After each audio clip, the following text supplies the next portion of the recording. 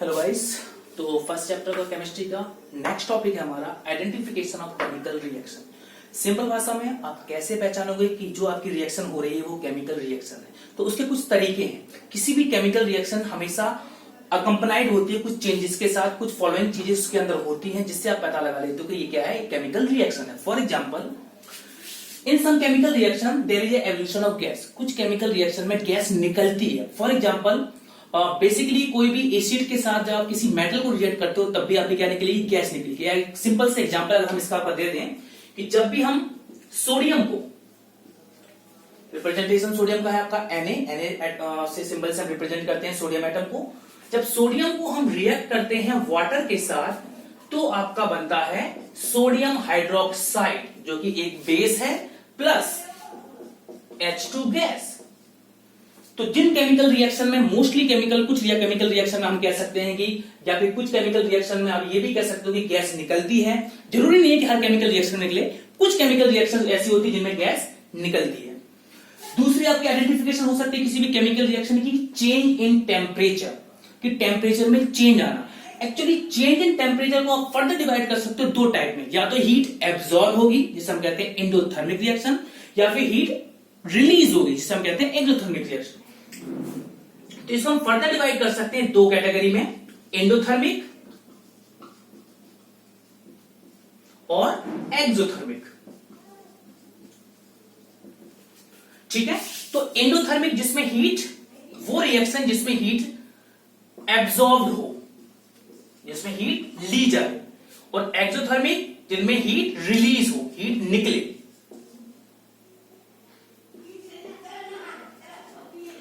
Endothermic का best example है आपकी फोटोसिंथेसिस रिएक्शन, क्योंकि आपको पता है फोटोसिंथेसिस रिएक्शन के लिए लाइट जरूरी है और light is a form of heat, तो उसमें हीट एब्जॉर्ब होती है। तो एंडोथर्मिक रिएक्शन का एग्जांपल आपका हो सकता है फोटोसिंथेसिस रिएक्शन, सिंपल रिएक्शन जो आपकी बायो के चैप्टर में भी है। और एक्सोथर्मिक रिएक्शन जिसमें हीट निकलती है, इसका सिंपल से एग्जांपल है आपका रिस्पायरेशन। ये भी आपका बायो का ही टॉपिक है। तो रिस्पायरेशन रिएक्शन में क्या होता है, फूड को हम बर्न करते हैं ताकि हीट एनर्जी रिलीज कर सके, और energy also form of heat. तो इसमें ये एग्जांपल हो गया आपके इन रिएक्शन के।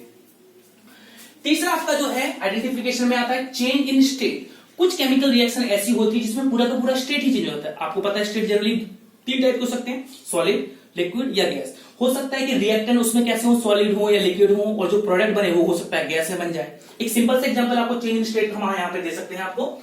जैसे मान लीजिए C+O2, आपको ऑलरेडी पता है कार्बन हमेशा किसमें रहता है, सॉलिड में S से रिप्रेजेंट करेंगे।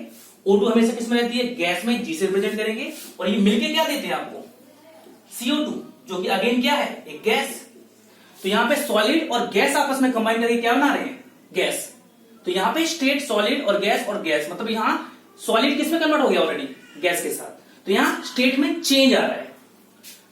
नेक्स्ट आपका आता है चेंज इन कलर। कुछ केमिकल रिएक्शन में क्या होता है, कलर चेंज आता है। इसका एक एग्जांपल, एक सिंपल से एग्जांपल आपको हम देते हैं। आपने ब्लू विट्रोल का नाम सुना होगा, कॉपर सल्फेट जो होता है आपका CuSO4.5H2O, ये आपका है कॉपर सल्फेट, ये आपका है कॉपर सल्फेट। जब इस कॉपर सल्फेट को हम हीट करते हैं तो ये बनाता है copper sulphate plus 5 water molecule, जो है वाटर ऑफ क्रिस्टलाइजेशन इसे हम कहते हैं 5H2O को, ये आपका उड़ जाता है हीट की वजह से। कॉपर सल्फेट 5H2O ये आपका ब्लू कलर का होता है, और जब इसे हीट करके वाटर इससे जब ये निकल जाता है, इसके वाटर जब निकल जाता है तो ये बन जाता है आपका कलरलेस, या फिर आप व्हाइट भी कह सकते हो। तो इसमें क्या हो रहा है, ब्लू और रिएक्टेंट का कलर था ब्लू, और जो प्रोडक्ट बना वो कैसा हो गया, कलरलेस, कोई भी कलर नहीं है इसका। तो इसमें क्या हो गया, कलर चेंज हो गई। तो कुछ केमिकल रिएक्शन में क्या हो जाता है, कलर चेंज हो जाता है। नेक्स्ट आपका इसमें फॉर्मेशन ऑफ पीपीटी, या हम शॉर्ट फॉर्म में इसे कहते हैं प्रेसिपिटेट। प्रेसिपिटेट क्या होता है, ये इनसॉल्युबल मास होता है जनरली, जो केमिकल रिएक्शन में कंटेनर के नीचे आ जाता है सॉल्यूशन के अंदर। तो इसका एग्जांपल आप दे सकते हो सिंपल, कि इसमें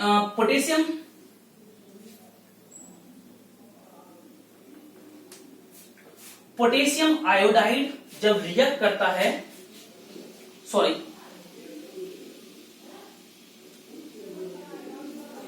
पोटेशियम आयोडाइड जब रिएक्ट करता है लीड नाइट्रेट से, लीड नाइट्रेट का फॉर्मूला। तो ये क्या बनाता है, ये बनाता है, बैलेंस कर देते हैं इसे, सॉरी। तो ये क्या बनाएगा, ये बनाएगा potassium nitrate plus lead iodide. और ये जो लीड आयोडाइड है ये आपका येलो कलर का प्रेसिपिटेट है। कौन से कलर का है, येलो कलर का पीपीटी। तो आपने यहां पे देखा जो लीड आयोडाइड है वो येलो कलर का पीपीटी है, तो इसमें क्या बना है, प्रेसिपिटेट बना है। तो कुछ केमिकल रिएक्शन में प्रेसिपिटेट भी बनता है। अब नेक्स्ट टॉपिक आपका यहां पे है to make a chemical reaction more informative. किसी भी केमिकल रिएक्शन को आप मोर इंफॉर्मेटिव कैसे बना सकते हो,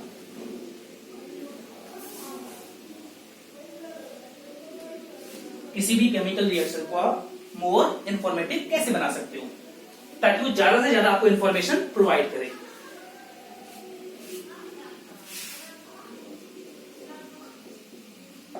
मेकिंग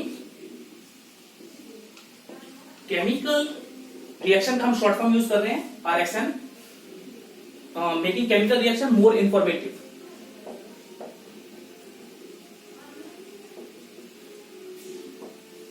तो केमिकल रिएक्शन को हम मोर इंफॉर्मेटिव बना सकते हैं बाय एडिंग सम थिंग्स, जैसे कि किसी भी केमिकल रिएक्शन अगर हम स्टेट दिखाते हैं कि जो प्रोडक्ट है या रिएक्टेंट है सॉलिड में है, लिक्विड में है या गैस में है, तो वो मोर इंफॉर्मेटिव हो सकती है। जैसे कि सॉलिड, अगर मैं कोई भी रिएक्टेंट सॉलिड में है तो उसके हम पीछे ब्रैकेट में एस लगाते हैं। अगर लिक्विड में है वो तो ब्रैकेट के अंदर हम लगाते हैं स्मॉल एल। गैस में है तो हम ब्रैकेट के पीछे लगाते हैं स्मॉल जी। और एक टर्म, एक सिंबलाइजेशन और यूज किया जाता है AQ। AQ यूज होता है आपका एक्वस सॉल्यूशन के लिए। AQ, ये एक्वस सॉल्यूशन क्या होता है, जब रिएक्टेंट या प्रोडक्ट आपके सॉल्यूशन में प्रेजेंट हो, वाटर के साथ सॉल्यूशन में प्रेजेंट हो, तो उसके पीछे लगाते हैं हम AQ। एक सिंपल सा एग्जांपल हम आपको उसमें देते हैं। 2H2 आपको ऑलरेडी पता है वो क्या है, गैस है, हाइड्रोजन, प्लस O2 जो कि अगेन क्या है, गैस है, गिव्स 2H2O। इलेक्ट्रोलाइसिस, बताओ, इलेक्ट्रिक करंट की हेल्प से। तो 2H2O क्या है, वाटर, तो ये लिक्विड में आ गया। तो आपने यहाँ जो सिंबल GGL लगाया है, तो आपने इसमें क्या बता दिया, रिएक्टेंट और प्रोडक्ट का स्टेट बता दिया। तो ये आपकी होगी, हम स्टेट बता के किसी केमिकल रिएक्शन को मोर इंफॉर्मेटिव बना सकते हैं। दूसरा तरीका है आपका स्पेसिफिक कंडीशन।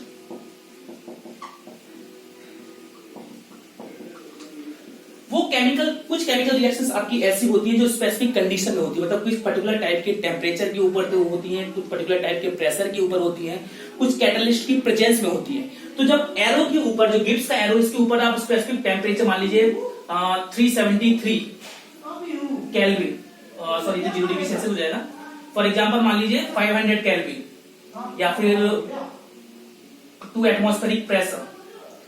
तो इस तरह से जब एरो के ऊपर ये स्पेशल कंडीशन दिखाते हैं कि कितने केल्विन के ऊपर, कितने टेम्परेचर के ऊपर हो रही है कोई भी रिएक्शन, है कितने एटमॉस्फेरिक प्रेशर के ऊपर हो रही है कोई भी रिएक्शन, तो उसे हम कहते हैं स्पेसिफिक कंडीशन। मतलब कोई भी केमिकल रिएक्शन एक स्पेशल कंडीशन के अंदर ही टेक प्लेस हो सकती है। तीसरा आपका होता है हीट एब्जॉर्ब और इवॉल्व का साइन लगा के। मतलब कुछ केमिकल रिएक्शन, जैसे इससे पहले हमने अभी कहा एक्सोथर्मिक रिएक्शन में हीट निकलती है तो हम कहेंगे हीट इवॉल्व होती है, और हीट एब्जॉर्ब होती है एंडोथर्मिक रिएक्शन में। तो ये इन्फॉर्मेशन भी अगर इसके अंदर आप डाल देते हो तो ये आपकी कहलाती है, आपकी ये आप इन्फॉर्मेशन दे रहे हो कि हीट इवॉल्व हो रही है, एब्जॉर्ब हो रही है। फॉर एग्जाम्पल इसके लिए हम दे सकते हैं यहाँ पे, जैसे मान लीजिए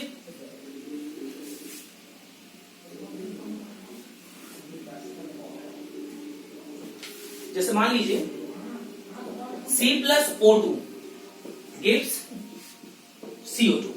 अब क्योंकि ये O2 है तो ये कंबशन रिएक्शन है, मतलब कार्बन यहां जल रहा है ऑक्सीजन की प्रेजेंस में, और जितने भी कंबशन रिएक्शंस होती हैं वो आपकी होती है हमेशा एक्सोथर्मिक रिएक्शन।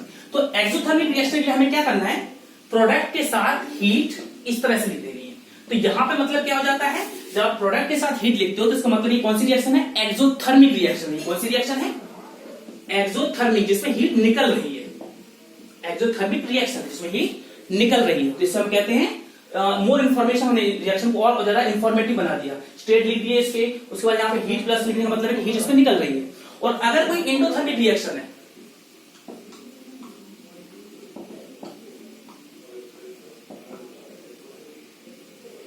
एंडोथर्मिक रिएक्शन है अगर जिसमें हीट एब्जॉर्ब की जाती है, तो उसमें हम रिएक्टेंट के साथ प्लस हीट लिखते हैं। जैसे एक सिंपल से एग्जांपल लगाते हैं हम फोटोसिंथेसिस रिएक्शन का।